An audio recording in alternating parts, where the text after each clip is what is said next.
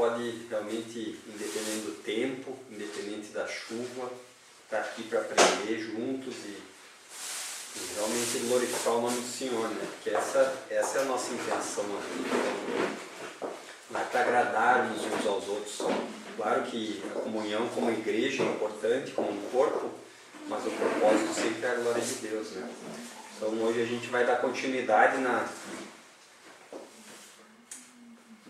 Epístola de Hebreus. A gente já falou 1 e 2, 3 e 4, hoje a gente vai dar entrada no capítulo 5 e no 6. Porém, antes disso, é importante a gente fazer uma retrospectiva, lembrar um pouquinho sobre o que a gente falou.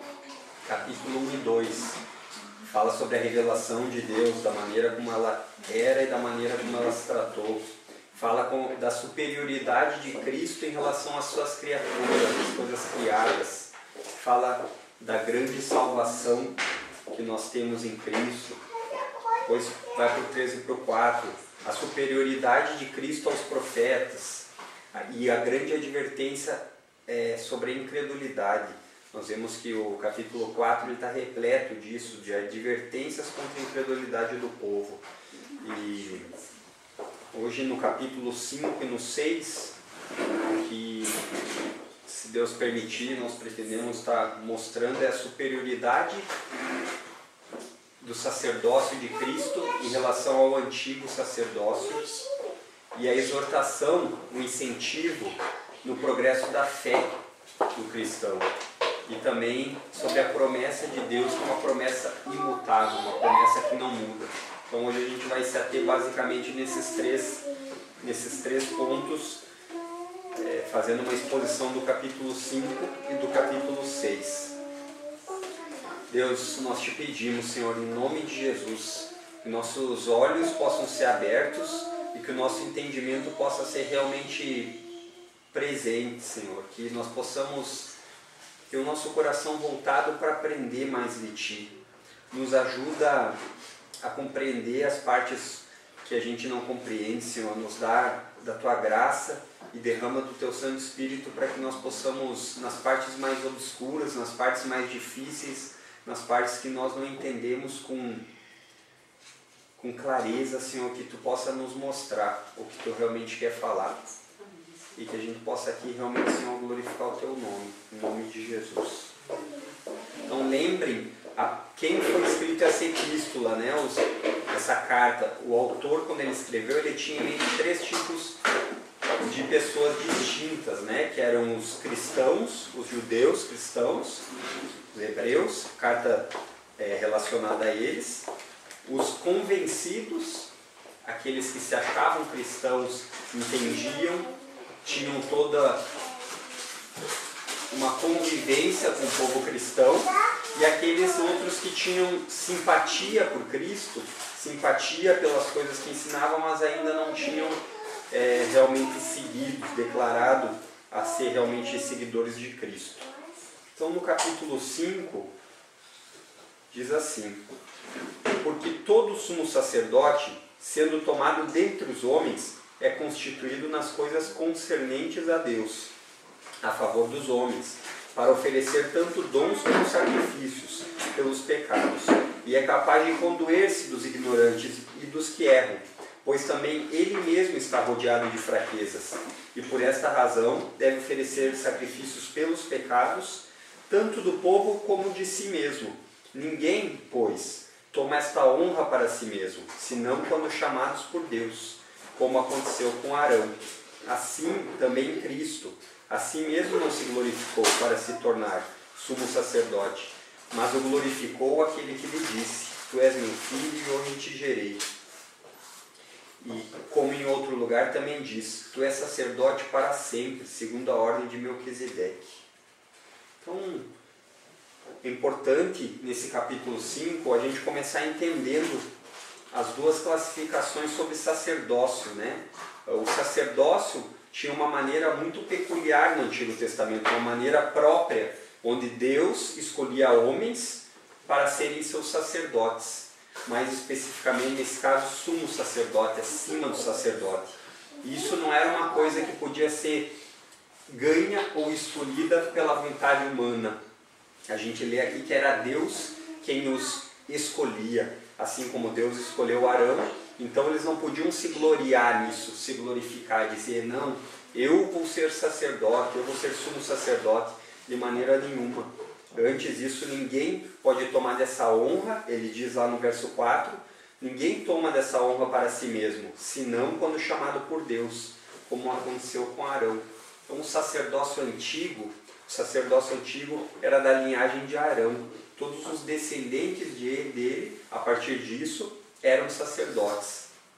E aqui a gente vê que ele vai mais fundo, ele fala sobre um sumo sacerdote. Um sumo sacerdote para as coisas de Deus, as coisas concernentes a Deus, as coisas que tratavam do culto a Deus. Esses eram os sacerdotes e o sumo sacerdote. Que diferença eles tinham? Basicamente, o sumo sacerdote era o único que podia entrar lá no templo, no Santo dos Santos, lá, depois do véu, no lugar realmente santíssimo, para fazer o sacrifício pelos pecados do povo. Era dessa maneira que Deus perdoava o povo.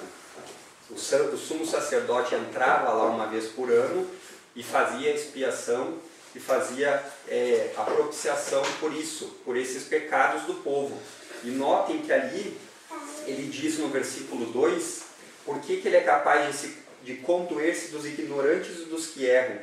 Porque ele também está rodeado de fraquezas. Então ele ia lá e fazia, oferecia o sacrifício pelo povo e por ele também.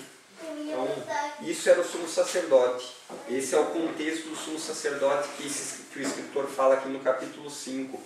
E aí, da mesma maneira como ele faz as menções nos capítulos anteriores, com Moisés sendo um servo com propósitos terrenos e Cristo com propósito eterno, ele faz essa mesma correlação com Cristo. Cristo é o sumo sacerdote agora.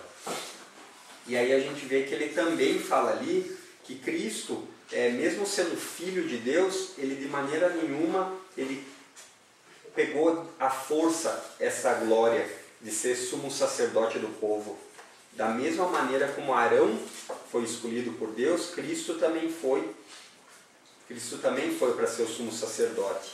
Só que com a diferença que a linhagem de Arão era terrena e a linhagem de Cristo era eterna, né? É fora da linhagem humana.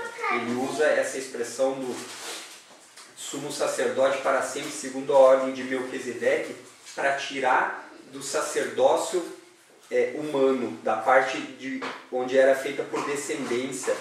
Então a tribo de Levi, que eram os sacerdotes provenientes dessa tribo, esse sumo sacerdote que ele fala de Melquisedeque não fazia parte disso, era fora disso. Então ele usa essa descrição para mostrar que Jesus não fazia parte de uma coisa simplesmente terrena, e sim de uma coisa eterna. E aí a gente vê no verso 7, que diz assim, ele, Jesus, nos dias da sua carne, tendo oferecido com forte clamor e lágrimas, orações e súplicas, a quem o podia livrar da morte, e tendo sido ouvido por causa da sua piedade, embora sendo filho, aprendeu a obediência pelas coisas que sofreu, e tendo sido aperfeiçoado, tornou-se autor da salvação eterna para todos os que lhe obedecem, tendo sido nomeado por Deus sumo sacerdote, segundo a ordem de Melquisedeque. Então, a gente pode notar que Jesus, apesar de ser filho, Jesus, apesar de ser Deus, ele de maneira nenhuma ele pegou à força esse sacerdócio. Ele foi da mesma maneira como Arão, ele foi escolhido por Deus para isso. E a gente nota que ele participou ali nos dias de sua carne. Então, quando ele se fez carne, ele realmente sofreu também. Ele não passou por esse momento aqui na terra de uma maneira confortável. Pelo contrário, o que ele diz lá? Com forte clamor e lágrimas. Como que a gente pode relacionar isso? Lembram lá em Mateus, quando ele diz assim, Senhor, se possível, passe de mim esse cálice, mas que não seja como eu quero, e sim como tu queres. Em Mateus 26, 39, ele fala isso, ele pedindo, Deus, se possível, me livra desse sofrimento que está por vir, mas não seja a minha vontade, e sim a tua. Então, mesmo assim, ele aprendeu com obediência e obediência pelas coisas que sofreu. Então, outra coisa que a gente vê que Jesus também teve, além de sofrer, ele teve a perfeita justiça. Mateus 3,15 também fala sobre isso. Jesus viveu como homem, cumpriu todos os propósitos de Deus perante Deus e perante a lei também que Deus tinha estipulado, ou seja, ele foi perfeito, ele se batizou, ele fez procedimentos humanos, porque ele era humano, viveu como homem normal, mesmo sendo Deus. Ele cumpriu todas as leis, tanto a moral quanto a civil. Então, nós vemos que ele foi perfeito. Cristo foi um homem perfeito enquanto ele viveu na terra. E nós vemos também que o sacrifício dele foi perfeito, sem defeito. Ninguém podia dizer para ele que ele tinha algum pecado, ninguém podia dizer que ele tinha algum tipo de defeito contra Deus e nem algum tipo de advertência que pudesse falar para ele. Então, é isso que ele traz essa comparação. O sumo sacerdote antigo tinha fraquezas e tinha que fazer expiação pelos seus pecados e pelos pecados do povo. Aí Jesus não. Jesus sofre tudo isso mesmo sem ter pecado. Então, essa é a comparação que ele faz. Por isso que é um sacrifício perfeito. E essa justiça que é perfeita de Cristo, é dela que provém a salvação. É dessa justiça perfeita. E a gente vê em Romanos 3,24 que nós somos justificados gratuitamente pela graça, mediante a redenção que há em Cristo. Então é dessa maneira que a gente tem que entender o que é feito, o que é o sacrifício perfeito, o que é o Evangelho. Então, a comparação que eles tinham de rituais e sacrifícios temporais, ou temporais que eu quero dizer, é que todo ano tinha que ser repetido, isso acaba em Cristo. Quando Cristo vem, ele é o sacrifício perfeito e ele é o sumo sacerdote. O sumo sacerdote antes era o que entrava lá para propiciar os pecados do povo, satisfazer a Deus, e aí o povo poder ter acesso a Deus novamente através dele. E aí agora com Cristo, ele é o sumo sacerdote. Ele expiou e ele propiciou os pecados do povo.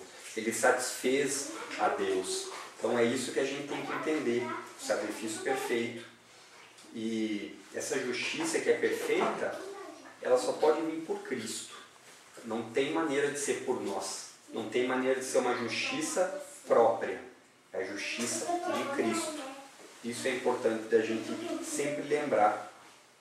E no verso 9, ele mostra lá a quem pertence essa justificação. O que ele diz lá? E tendo sido aperfeiçoado, tornou-se o autor da salvação eterna. Esse é Cristo. E aí logo em seguida ele diz para todos os que lhe obedecem.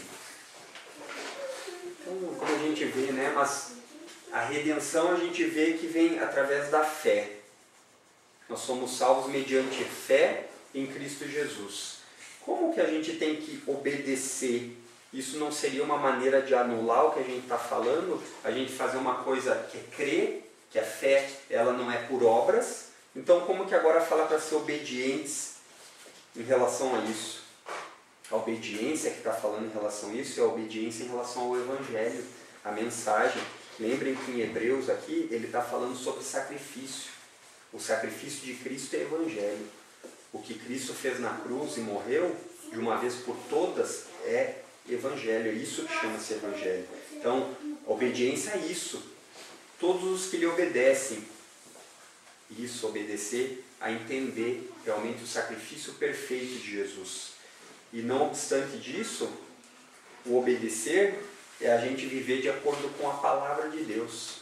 Então, essas coisas são as coisas que não podem ser desvinculadas da obediência a Cristo. É realmente entender o que é o Evangelho, se abraçar em Cristo, se arrepender dos nossos pecados, sentir desejo por Cristo. Se a gente não tem, e realmente andar na presença dele, que a gente possa clamar a Deus que nos desperte isso.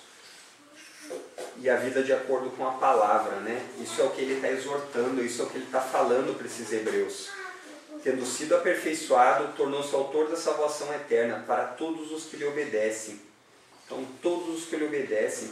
Será que a gente, nos nossos dias, a gente chega a entender quem que a gente é como cristão? Se a gente é um cristão que obedece a Cristo, se a gente é um cristão que realmente segue a Cristo, se é um cristão que recebe o Evangelho como realmente um dom, um presente de Deus para nós, sem merecimento, ou a gente ainda está como cristãos que não entendemos essas coisas? Será que a gente se encaixa como pessoas que entendem que a justiça que a gente precisa, ela não vem de nós mesmos? A justiça que a gente precisa, ela não de maneira nenhuma pode brotar do nosso coração, do nosso caráter ou das nossas obras, e sim do sumo sacerdote, que é Jesus.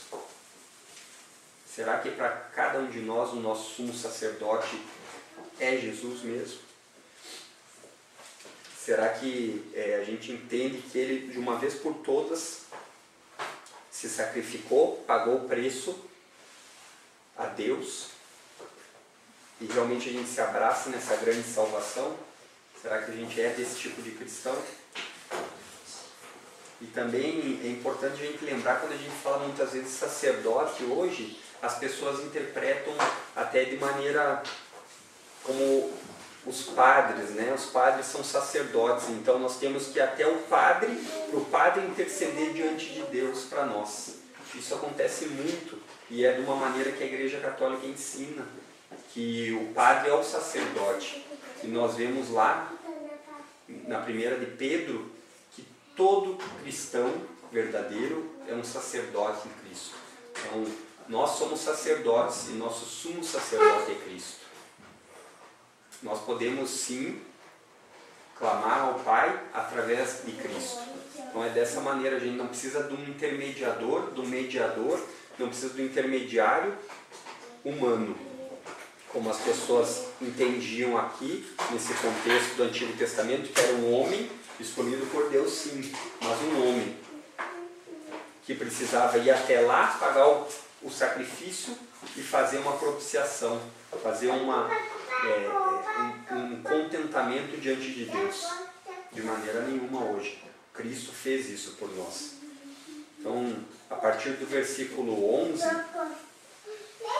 nós vemos ali o que ele diz aos cristãos hebreus que ainda não tinham progredido. Ele diz: a esse respeito, temos muitas coisas que dizer e difíceis de explicar, porquanto vos tendes tornado tardios em ouvir. Pois, com efeito, quando deveriam ser mestres, atendendo ao tempo decorrido, tendes novamente necessidade de alguém que os ensine, de novo, quais são os princípios elementares dos oráculos de Deus. Assim, vos tornaste como necessitados de leite e não alimento sólido. Ora, todo aquele que se alimenta de leite é inexperiente na palavra da justiça, porque é criança. Mas o alimento sólido é para os adultos, para aqueles que pela prática têm as suas faculdades exercitadas para discernir não somente o bem, mas também o mal. Então, ele traz essa comparação que, embora o sacerdócio de Cristo, como sumo sacerdote, seja claro e final, não existe mais outro tipo de sacrifício que não seja esse que Cristo já tinha feito pela oferta dos pecados. Eles ainda continuavam muitas vezes não entendendo isso. Eles eram pessoas que já escutaram há muito tempo de Cristo, eles já tinham entendimento, já tinham aprendido, e o que ele fala ali? Vocês, pelo tempo que vocês já aprenderam sobre isso, a gente já queria estar falando outras coisas de Jesus. Não que essa não seja importante, que Jesus é o sumo sacerdote. Não que não seja importante, mas vocês já deveriam estar em outro nível, vocês já deveriam estar aprendendo mais coisas, mas nós não podemos ensinar outras coisas. Por quê? Porque vocês continuam sem entender, vocês continuam tardios em ouvir, ele fala. Então, ele deixa esses supostos cristãos ali realmente perguntando: tanto tempo vocês já escutam e não aprendem? Tem que voltar de novo e ensinar. E não longe disso, aí ele faz a comparação de crianças, né? uma criança, quando é pequenininha, ela não consegue comer coisa sólida.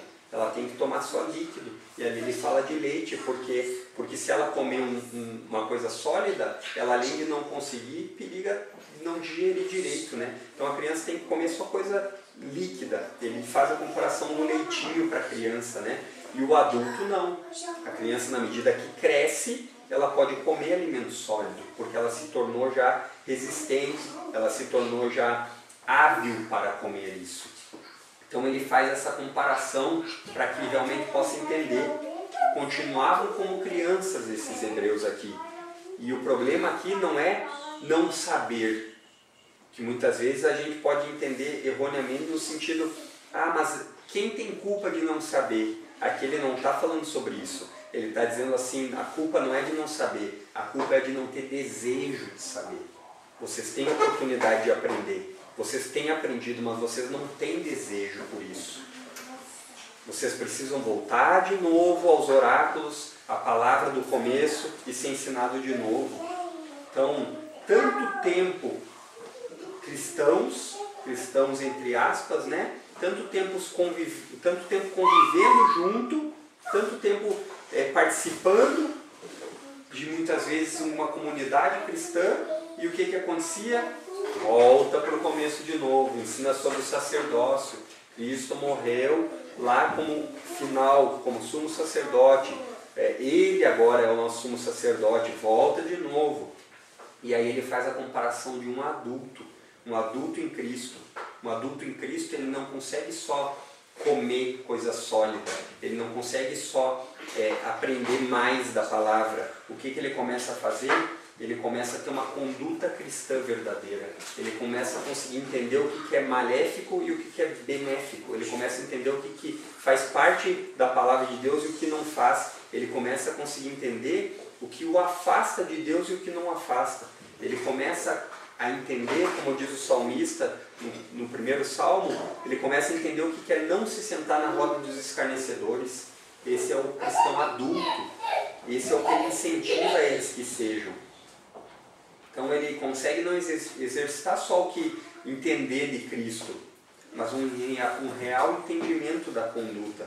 Aí ele fala ali no 14, o alimento sólido é para os adultos, aqueles que pela prática têm suas faculdades exercitadas. O cristão adulto, ele começa a praticar essas coisas. Ele começa a praticar uma vida realmente cristã, uma vida de devoção a Deus, uma vida de separação de tempo para Deus, uma vida de importância de Deus para ele. É isso que ele está falando ali. A criança não pensa assim. A criança, ela não dá a importância necessária, porque ela não entende, ela tem que tomar leite, ela não é madura. Aí ele fala, mas o homem maduro, ele consegue dar importância para tudo isso. Ele consegue já se alimentar de comida com realmente força, com substância, que vai realmente o ajudar a crescer. E isso tudo ele traz para o contexto da nossa fé, da nossa vida com Cristo. Será que nós cristãos aqui, já estamos maduros, estamos crescendo para a maturidade, estamos caminhando para isso? Ou será que nós ainda, como as criancinhas, tomando leitinho, voltando de novo para trás, sendo ensinado de novo, cada vez mais e mais, e aí quando a gente passa um tempo como cristão, a gente não entende nada de Cristo, nem entendeu o que Ele é, o sacerdócio dele, não entendeu que Ele é nosso sumo sacerdote, que Ele é o autor da nossa salvação. Será que muitas vezes a nossa conduta, ela ainda continua como de crianças que não sabem se comportar, crianças que ainda precisam do leite, porque senão, o que acontece? Tem uma conduta imoral, tem uma conduta muitas vezes indecente, tem muitas vezes uma conduta desviada. Com cristãos somos cristãos, com mundanos somos mundanos. Quando estamos no trabalho, não somos cristãos. Dá para a gente encaixar um cristão praticamente como um coringa de baralho, né? Na medida que precisa ele se encaixa. Na conversa da padaria, ele fala sobre os assuntos pertinentes. Na conversa do trabalho também. E aí dentro da igreja não é diferente. Quando eu falo isso, não é que a gente não deva ter conversa, entender do que a gente trabalha, não é que a gente não deva participar de momentos com outras pessoas que não muitas vezes crentes, não é isso. Mas a diferença é a maneira como nós nos comportamos nesses locais, né? A maneira como nossa vida é conduzida, a maneira como Cristo é visto ou não na nossa vida. Se nós conseguimos, no nosso local de trabalho, ser uma imagem realmente parecida com Cristo, aí nós podemos nos considerar cristãos. Mas se nós, no nosso trabalho, continuamos como crianças imaturas, precisamos ser ensinados de novo tudo aquilo que a gente já aprendeu de Cristo, então não sei se nós podemos realmente nos considerarmos cristãos. A vida cristã, ela abre mão daquele pecadinho de bolso, aquele pecado de estimação, como muitas vezes o cristão tem, como muitas vezes o que se acha cristão tem.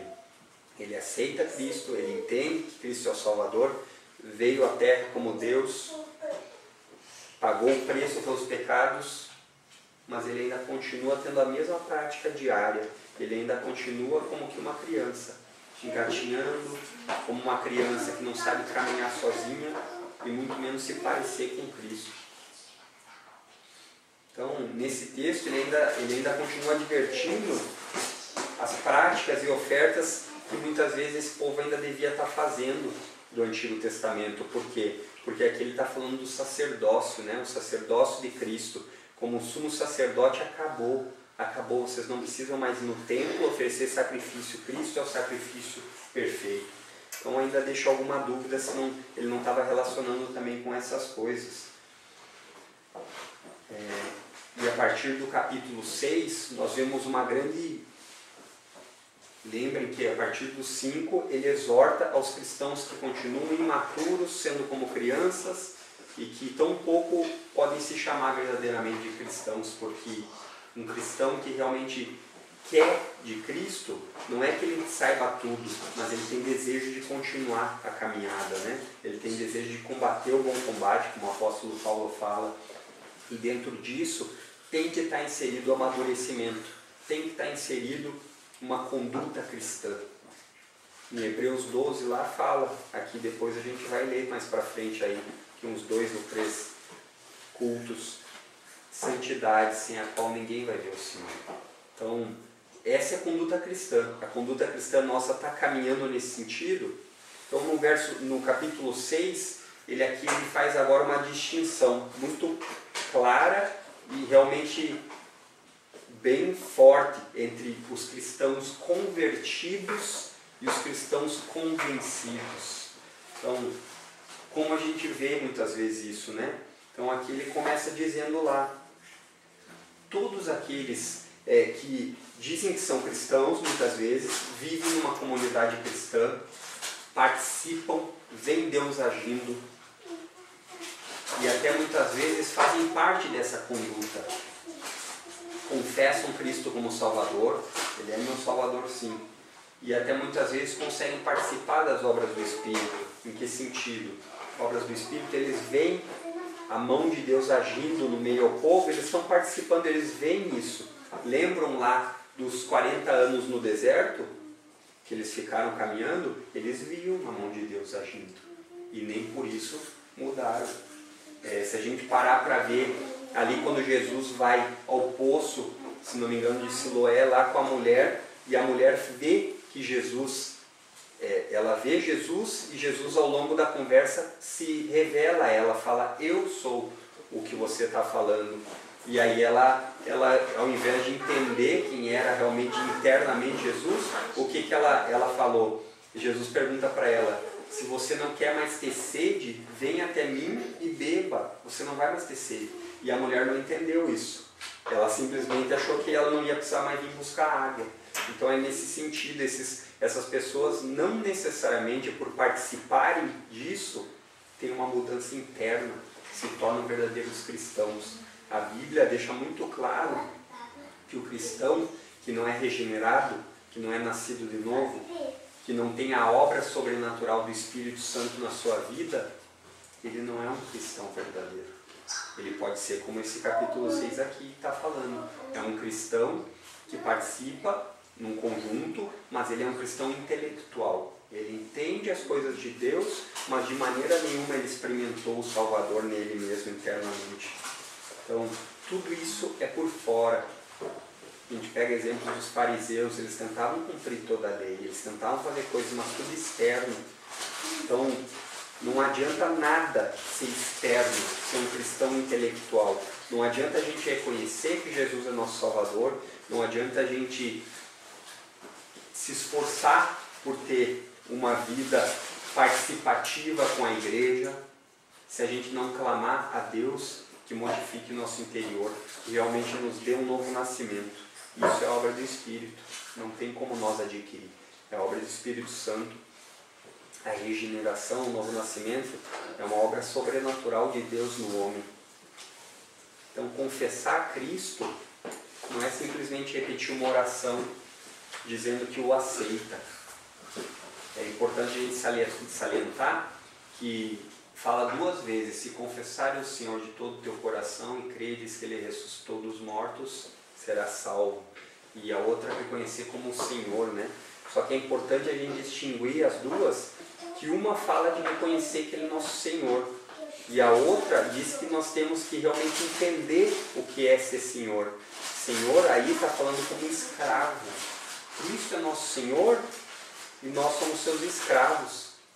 É essa a comparação. E o escravo, ele não mede esforço. O escravo, ele faz o que o seu Senhor manda.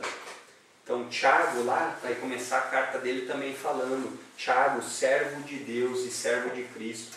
E ele está falando lá, escravo de Deus, escravo de Cristo. Essa escravidão não é algo ruim. Por quê? Porque quando a gente realmente é regenerado e a gente realmente nasce de novo, isso é um prazer poder ser parecido com Cristo. Isso é um prazer, não é uma coisa que é pesada. A gente vê que Cristo lá nos convida: troquem de fardo, leve o meu fardo que é leve. Então a gente começa a carregar o fardo dele, porque a gente sabe que não somos nós que nos salvamos, é Ele que nos salva.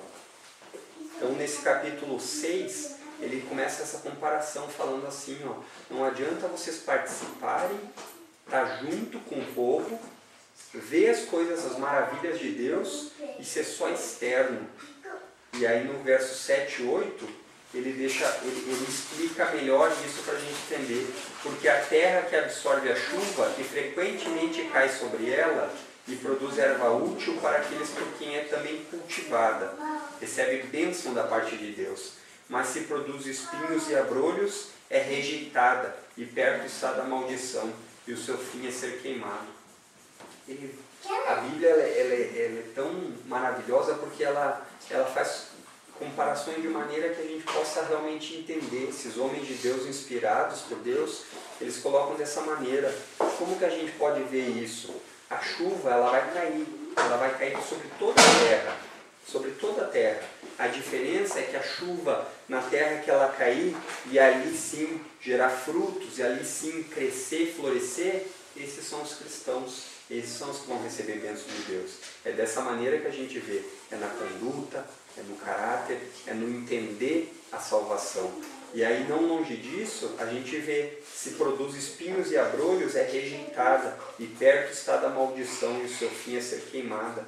Então, a palavra ela é anunciada às pessoas. E dentro desse anúncio às pessoas, existem aqueles que muitas vezes vão entender, vão acreditar, mas não vão ter mudança interna. Não vão mudar, não vão amar Cristo com toda a sua força e com todo o seu entendimento. Eles separam a sua religião pessoal como algo de tradição. Eles separam como uma maneira de simplesmente fazer parte de um clube social. Esse é o cristão intelectual. É aquele cristão que ele não está preocupado realmente com o Evangelho e nem com Cristo. Ele está preocupado simplesmente de ficar tranquilo. Então, no 7 e no 8, a gente vê isso.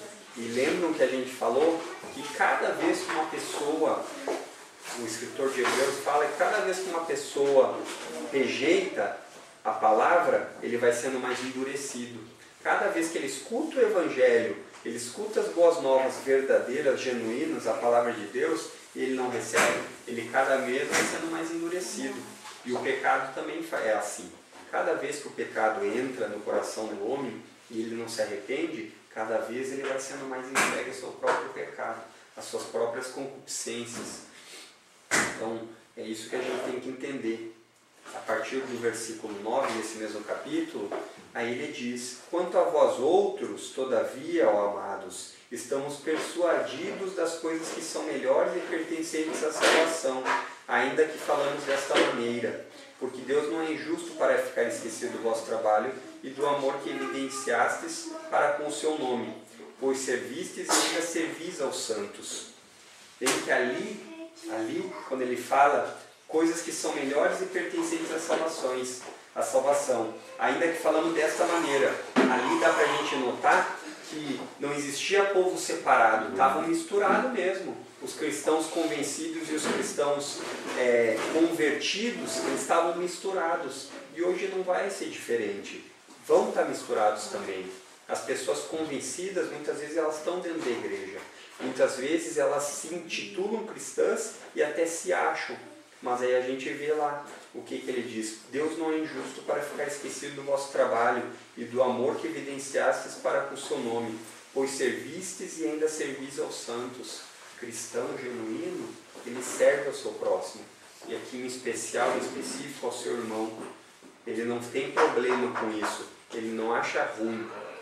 Ele não tem nenhum tipo de restrição. Então, o cristão, ele vai ser perseverante porque ele é cristão.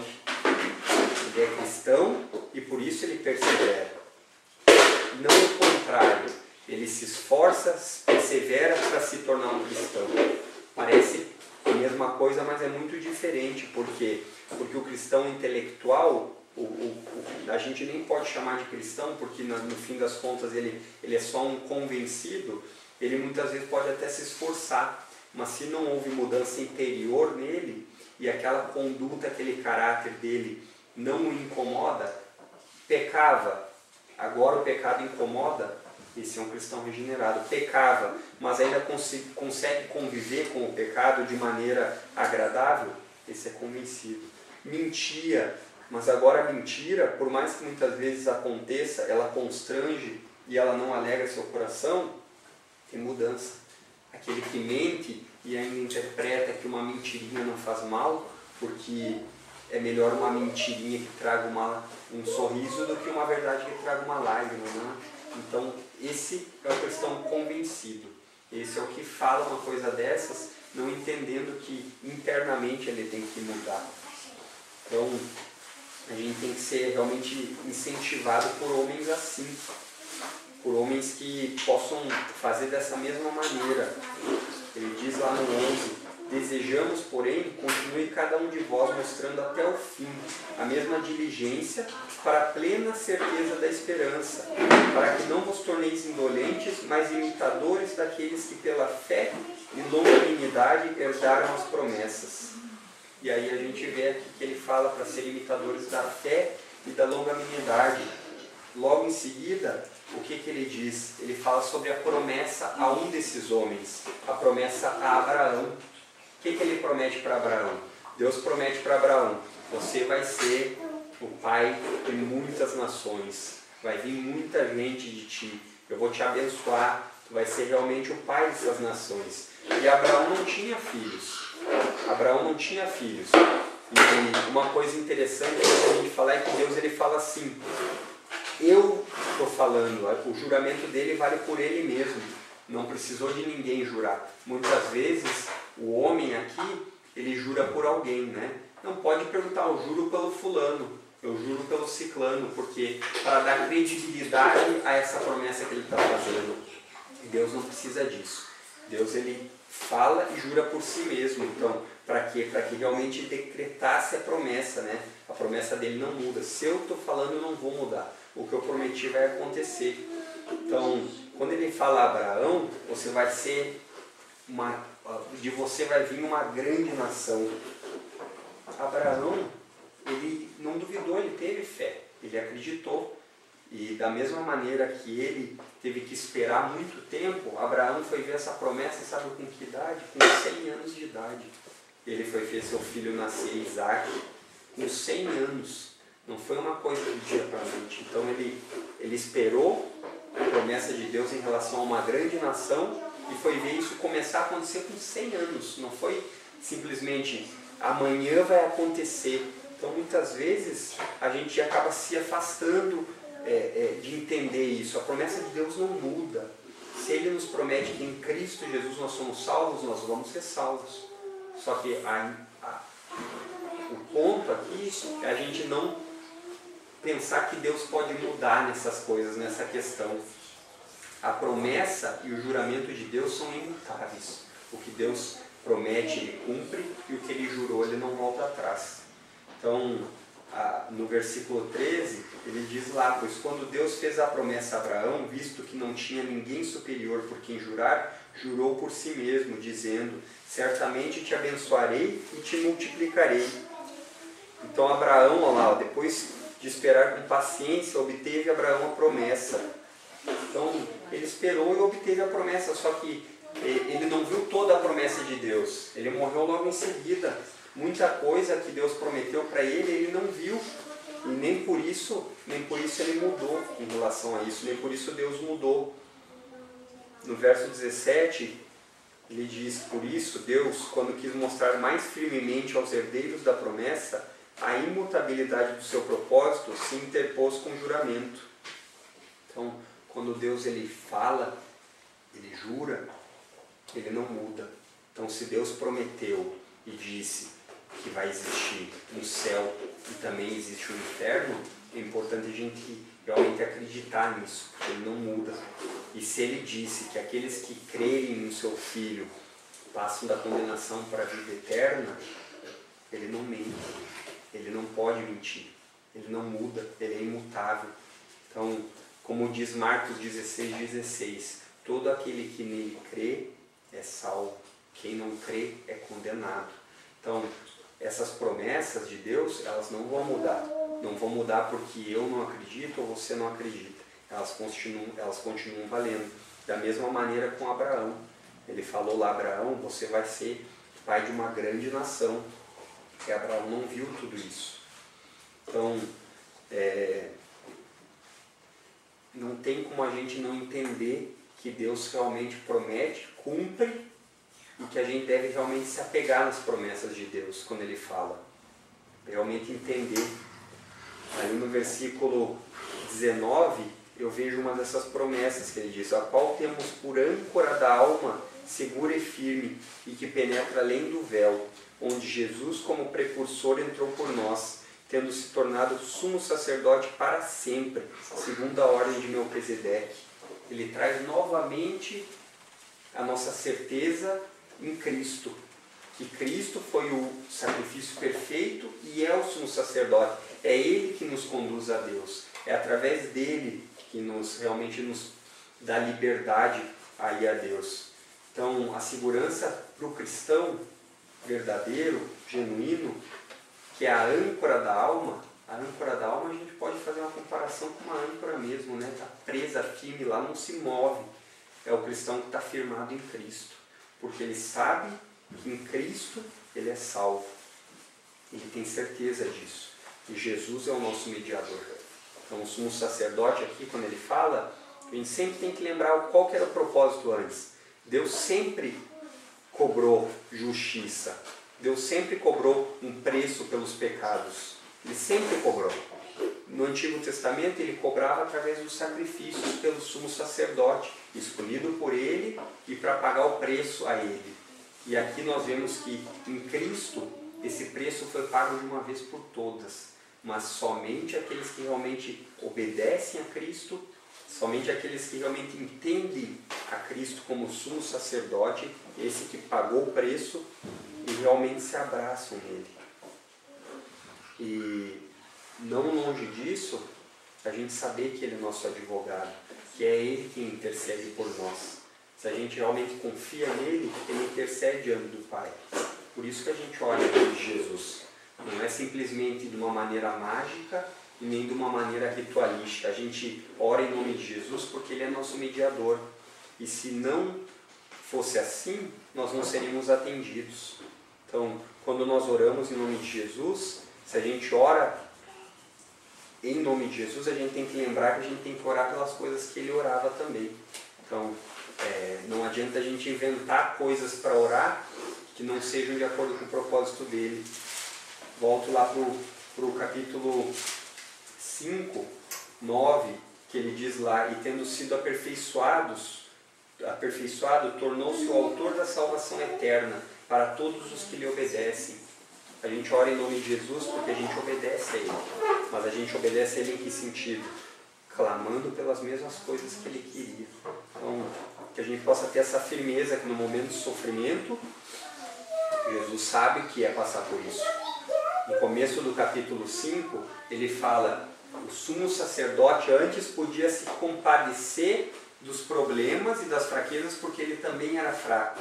Não longe disso, Jesus também é nosso sumo sacerdote. Ele também veio à terra, entendeu, sofreu. Ele também passou por momentos de agonia, quando ele fala lá: Deus meu, por que me desamparaste? Ele fala lá na cruz. Ele está em momento de agonia, ele também sofreu. Um pouco antes, na verdade, da cruz, né? Então, essas coisas a gente tem que ter firmeza nisso. Por quê? Porque se Cristo sofreu, ele pode se compadecer de nós, sim. Ele pode, através da nossa oração, interceder junto a Deus.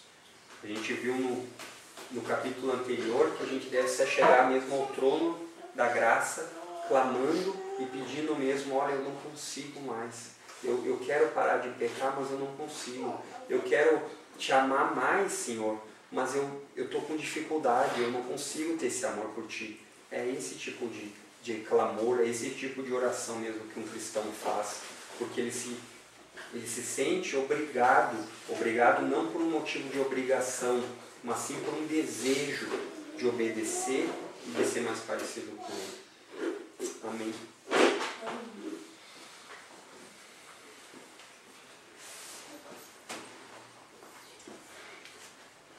Deus, nós nos colocamos mesmo diante de Ti, Senhor,